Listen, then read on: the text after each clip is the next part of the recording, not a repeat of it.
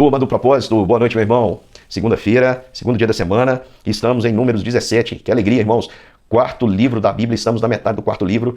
Eu estou me dirigindo a muitas pessoas que nunca tiveram a oportunidade de ler um livro da Bíblia inteiro. E você está quase chegando no último livro, que é o livro de Deuteronômio, que compõe o Pentateuco. E eu queria dizer para você o seguinte, meu querido irmão, não desanime, acompanhe a leitura daqui por diante. Faça isso, se possível, em família. Leia a Bíblia.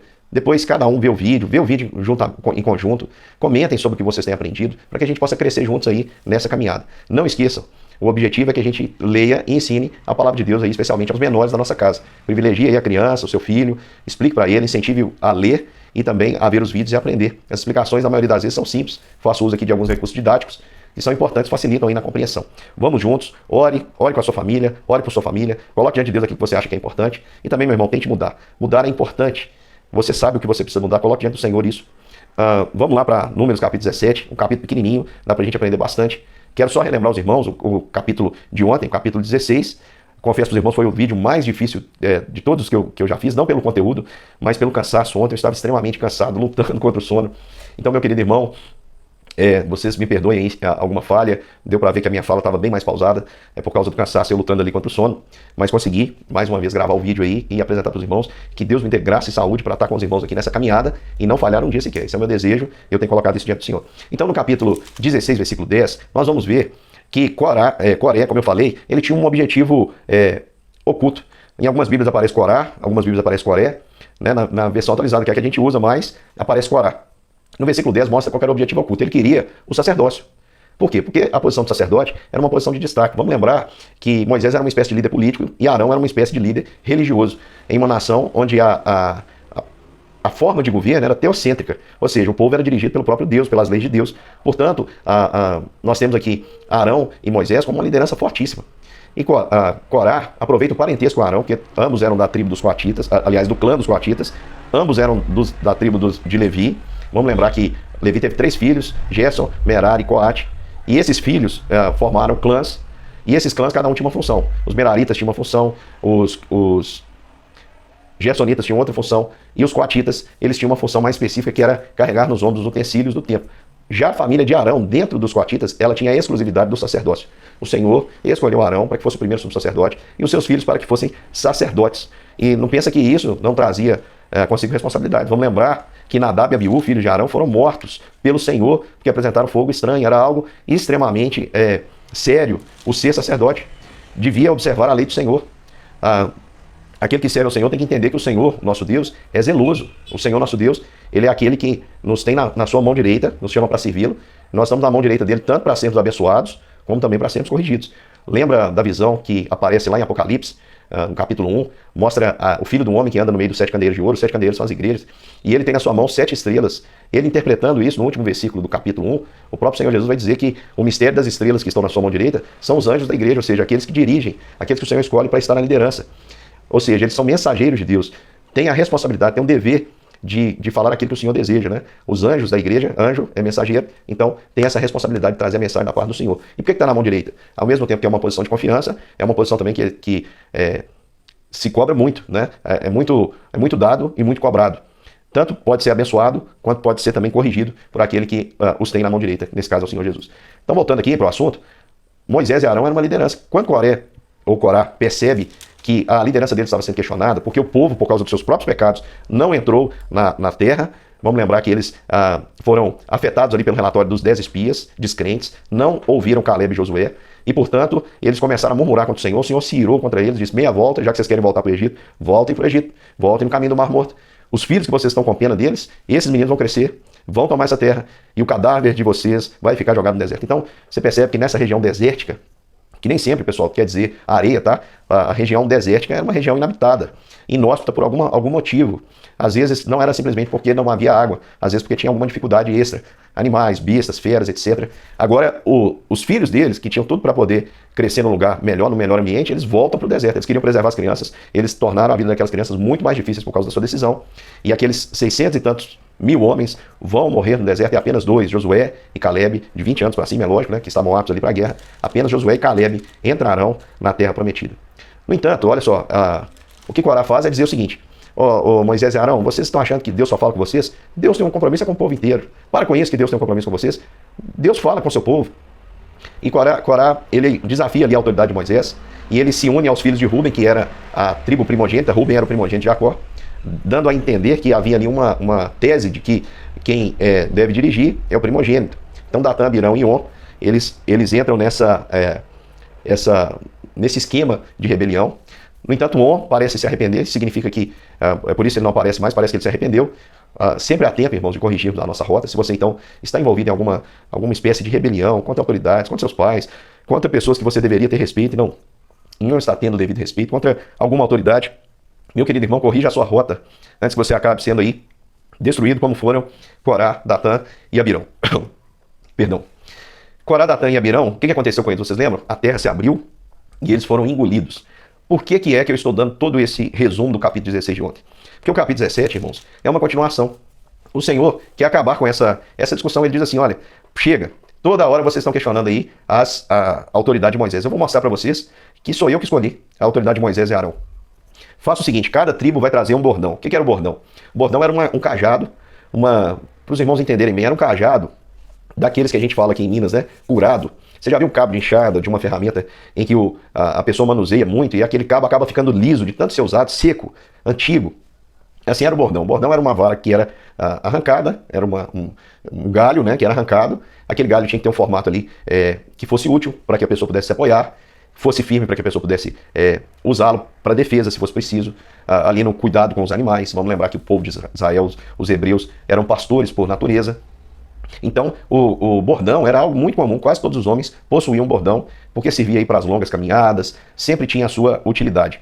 E Moisés, então, ele obedece ao Senhor, ele pede para que todos tragam bordão. Nesse bordão, escreveu, aqui diz, ó, versículo 1, segundo a casa de seus pais, isto é, 12 bordões, escreve o nome de cada um sobre o seu bordão. Então, ali os filhos de Israel, eles receberam os bordões.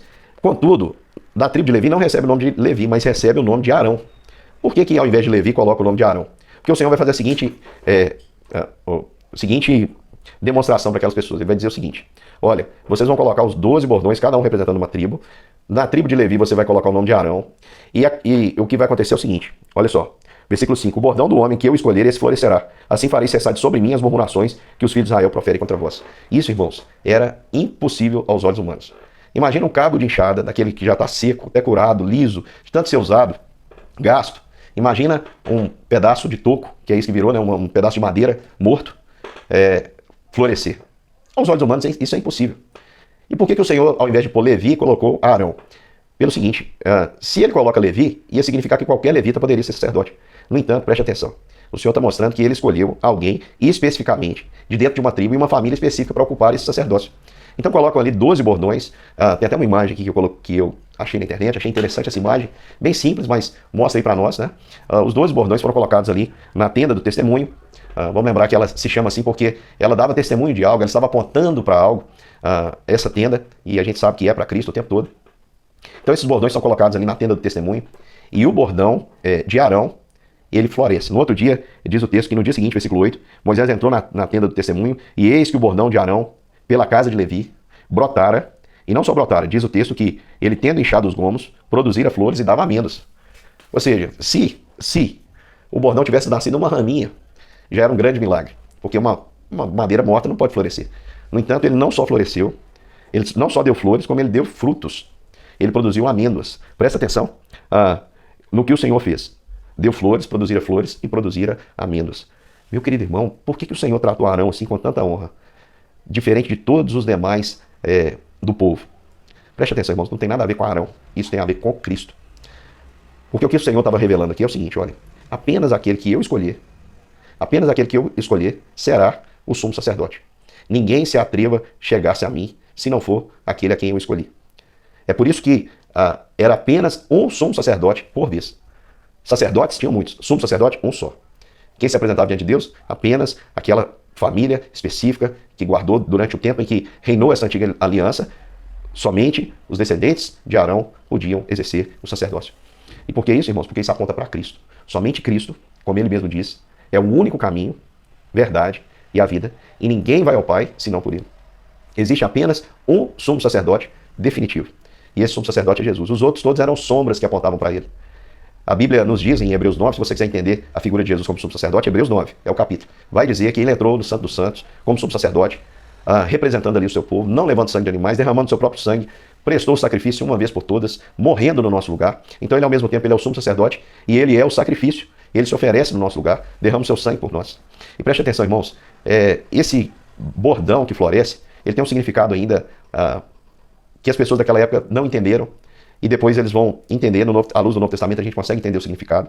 Como é que pode uma vara morta, uma raiz seca, florescer?